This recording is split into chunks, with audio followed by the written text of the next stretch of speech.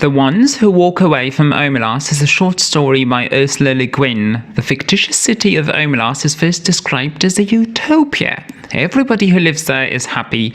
The city is radiant and beautiful. The author goes into great lengths to describe the happiness that pervades the city.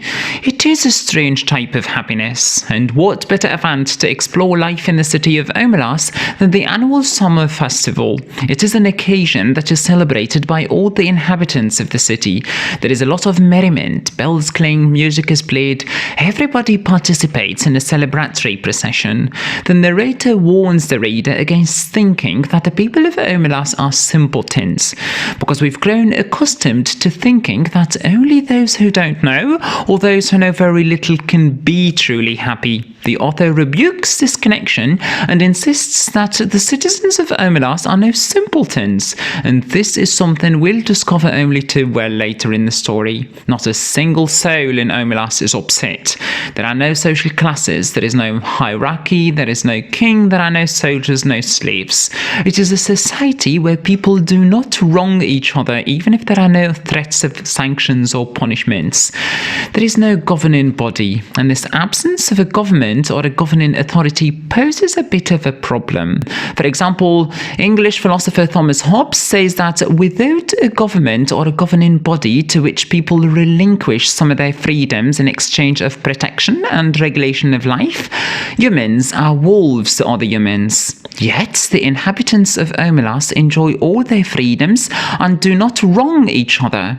Hobbes argues that total freedom would cause humans to go back to the state of nature, and the state of nature is bloody and murderous.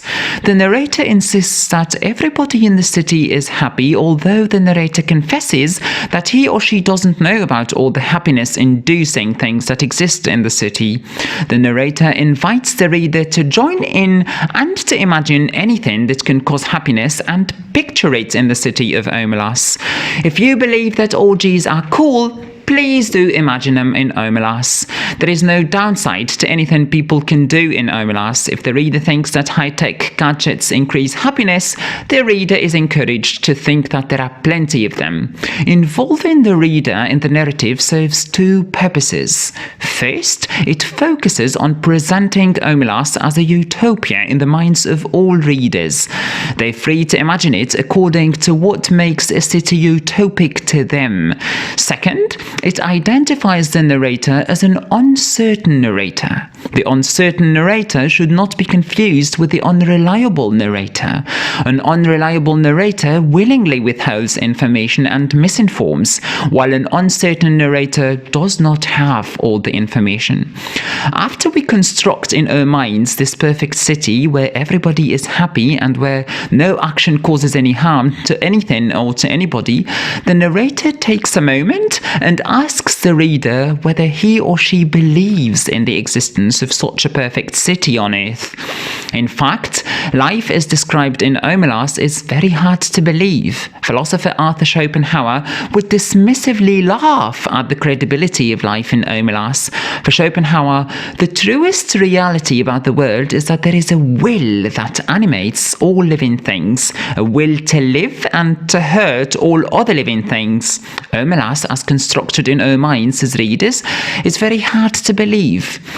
Then the narrator reveals a disturbing secret. In a dark, cold chamber in the basement is sequestered a little kid. The room is very much like a cell. It is small, dark, and fetid. The child is emaciated, grimy, fearful. The child appears to be mentally and physically affected by its conditions of life. The child is constantly scared. We learn that the kid wasn't born into that cell. In fact, there was a time when the child had a normal life. The kid remembers being with its mother and enjoying life in Omelas.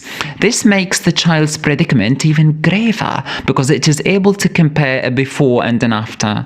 There are people who deliver food to the child in its cell, but they refuse to exchange any words with it. The physical appearance of the child is horrifying. It is emaciated, very skinny, yet its belly is bloated due to starvation. The child doesn't wear any clothes. There is no toilet in the cell. The kid defecates on the floor and then sits on its feces. Everybody in Omelas knows about the child.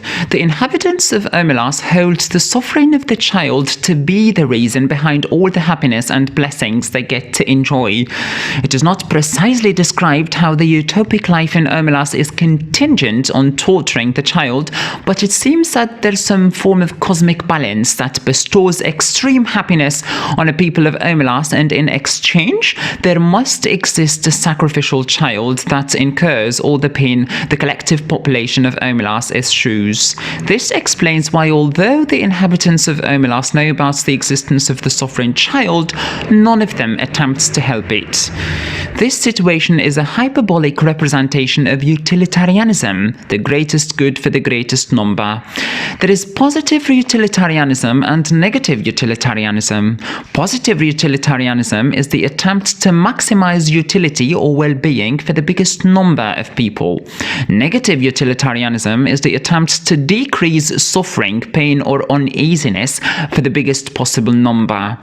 The sacrifice of one person's welfare that guarantees the well-being of an entire population seems to satisfy both positive and negative utilitarianism.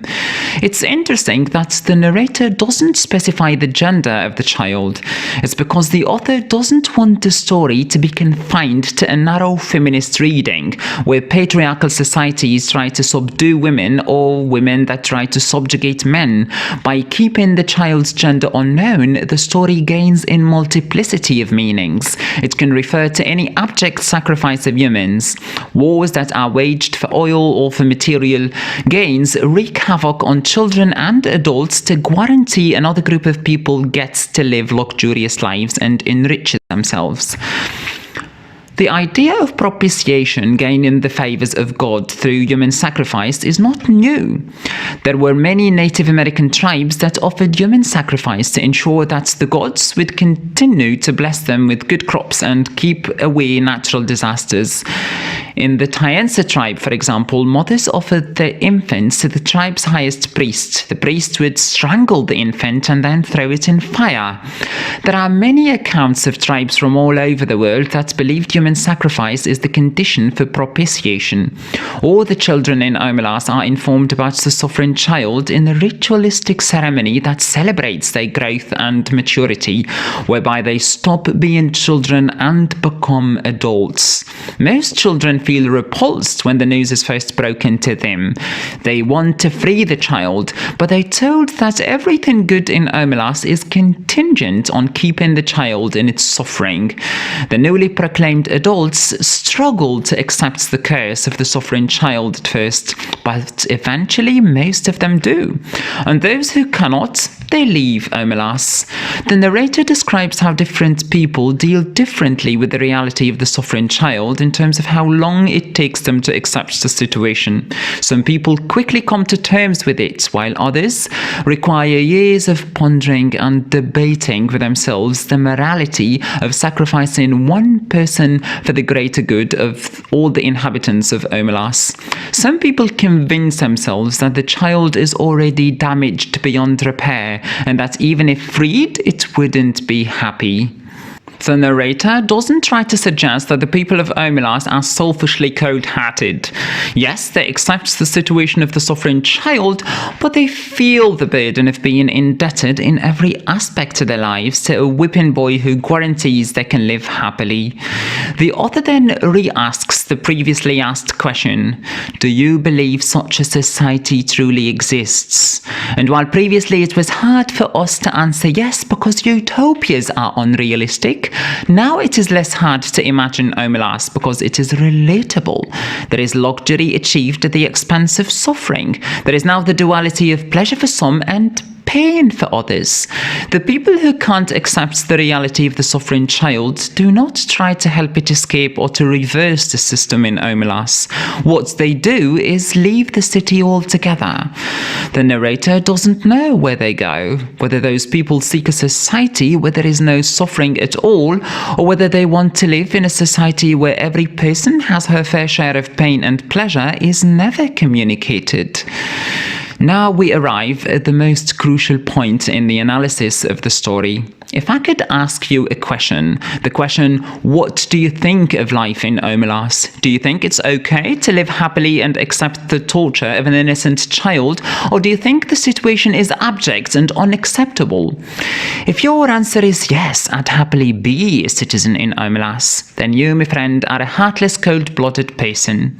If your answer is completely no, it is unacceptable, then I'd ask you two more questions. First, which one is happier, life in Omelas or life in the real world? Of course, life in Omelas is much happier and much easier than life in the real world. My second question is, aren't there any suffering children in the real world? The answer is sure. There are lots and lots of children that are suffering in the real world. Children who fall prey to bullying, to heinous crimes, and to all sorts of things. So what you're saying is that while you find life in Omelas outrageous, you accept to live in a world that is less perfect than Omelas and that subjects more children to indescribable suffering. Seen from this perspective, the story presents a strong case for antinatalism, the idea that it is immoral to bring children to this world because it is a sad world. Now this video has reached its end. Until we meet again, have a great day.